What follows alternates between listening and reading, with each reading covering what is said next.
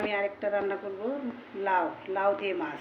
অনেকেই লাউটা খেতে চায় না, বাচ্চারা তো খেতেই চায় না। আমার ঘরের বাচ্চারা লাউ একে দেবুন পছন্দ না, কিন্তু আমার কাছে লাউটা অসাধারণ লাগবে।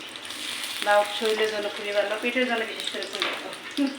যাতে পুষ্টি থাকে মাছে লাউয়ের লাউ খেলে তাদের বেশি উপকার হয়, পেট ঠান্ডা থাকে, বাথরুম ক্লিয়ার। এই জন্য আমি প্রায়ই লাউ রান্না করে খাই। সেভাবে লাউটা মাছ দিয়ে রান্না করে খেয়ে দেখবেন, বিশেষ করে পেঁয়াজের কাজে দিবেন, এত টেস্ট যে বলার মতো না। একবার ট্রাই করে দেখবেন। টেস্টটা কিছুক্ষণ ভেজে নেব।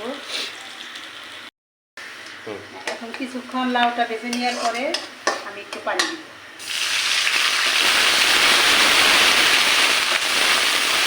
পানি দিলাম, তারপর একটু আদা বাটা, একটু রসুন বাটা, প্রয়োজন মতো লবণ, আর হালকা হালকা একটু হলুদ দিতে হয়। লাউয়ে অনেকেই অনেক মশলা খায়, কিন্তু হালকা হলুদ,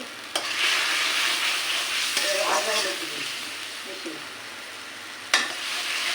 হালকা হলুদ আর একটু জিরার পাতি, সাথে কাঁচামরিচ,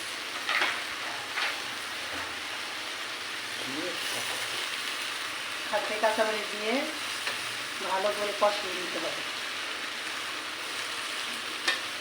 আমি কাঁচামরিচটা সাধারণত দাঁড়িয়ে দাঁড়িয়ে একটু কাটি, আমার বসে কাটতে ভালো লাগে না, দাঁড়িয়ে কাটতে পারবো না। এভাবে কিছুক্ষণ মশলাটা কষিয়ে নিতে হবে।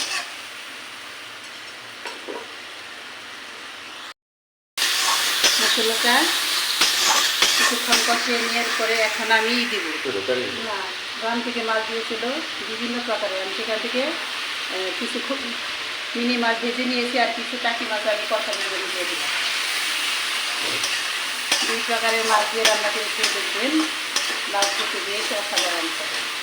মাছটা কিছুক্ষণ কষিয়ে নেওয়ার পরে আমি লাউটা দিলাম। মাছটা আমার কষানো হয়ে গেছে। এখন আমি আগে থেকে তৈরি করে রেখেছিলাম পেঁয়াজের কালি আর লাউ, এখন সবগুলো দিয়ে দিব। আসলে লাউ রান্না করে একটা সর্বোপরি টিপস হচ্ছে, লাউ যদি একটু জালে, মিডিয়াম জালেতে একটু জাল বাড়িয়ে দিয়ে রান্না করা হয়, তাহলে লাউটা অতি তাড়াতাড়ি গলে যায়। আর যদি আস্তে জালে ডিম জালে রান্না করা হয়, তাহলে লাউটা সহজে গলে না, লাউটা দরকার হয়ে যায়। গোপন টিপস আপনাদের সাথে শেয়ার করলাম। এখন লাউটা আমি দেখে দিচ্ছি। কিছুক্ষণ পরে আবার ফিরে আসি, দেখি আবার লাউয়ের কি অবস্থা। দেখেন এখনও আমি জালটা কমাই না, একইভাবে আমি জালটা মিডিয়াম আছে রেখে ঢাকনাতে ঢেকে রেখেছিলাম। কিন্তু আপনারা হয়তো মনে করতে পারেন লাউয়ে এত জাল দিলে নিচে ধরে যাবে, না, এটা ভুল। লাউয়ে মিডিয়াম আছে রান্না করলে, মিডিয়াম মানে হাই হিটের চেয়ে একটু লো, মানে একটু কমও না বেশি না, মিডিয়াম আছে রান্না করলে লাউটা অতি তাড়াতাড়ি গলে যাবে এবং খেতেও খুব সুস্বাদু হবে। এভাবে আরও কিছুক্ষণ 5-10 মিনিট হোক।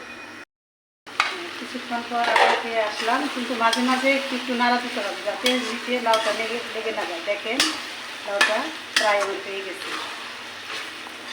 পানি না দিয়ে এভাবে মিডিয়াম আছে লাউটা একদম রান্না করে দেবেন, প্রায় অর্ধেক মানে হয়ে যাবে। হালকা একটু পানি দিয়ে শেষে ভাজা মাছটা দিয়ে দিন। এভাবে লাউ রান্না করে খেয়ে দিচ্ছি, খেতে বেশ মজা। নিচে একটু লাগবে না, আর একটু পানির ব্যবহার, আমি এখনও একটু পানি ব্যবহার করি।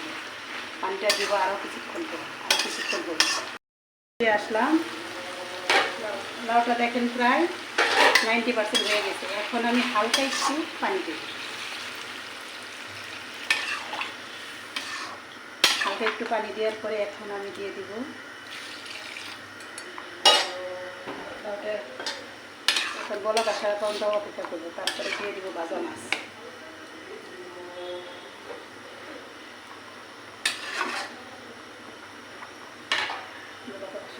অপেক্ষা করবো।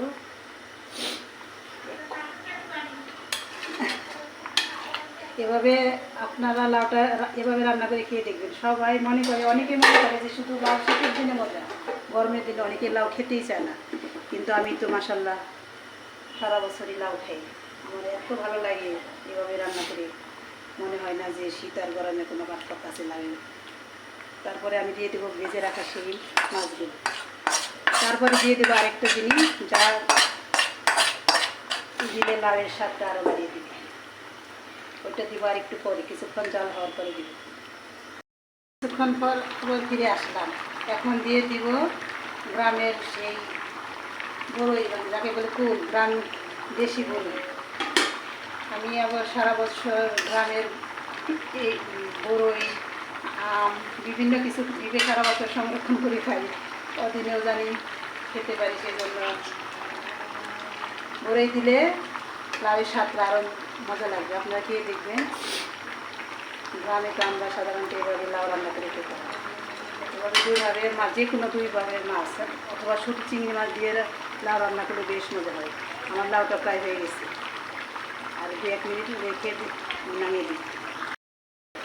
দেখেন আমার লাউটা হয়ে গেছে। এখন আমি লাউটা নামিয়ে নেব। এভাবে এক জালে, আমি কখনোই জালের মধ্যে হাত দিইনি, এক জালে লাউ রান্না করতে হয়। দেখবেন লাউ কীভাবে গলে খেতে কত স্বাদ হয়।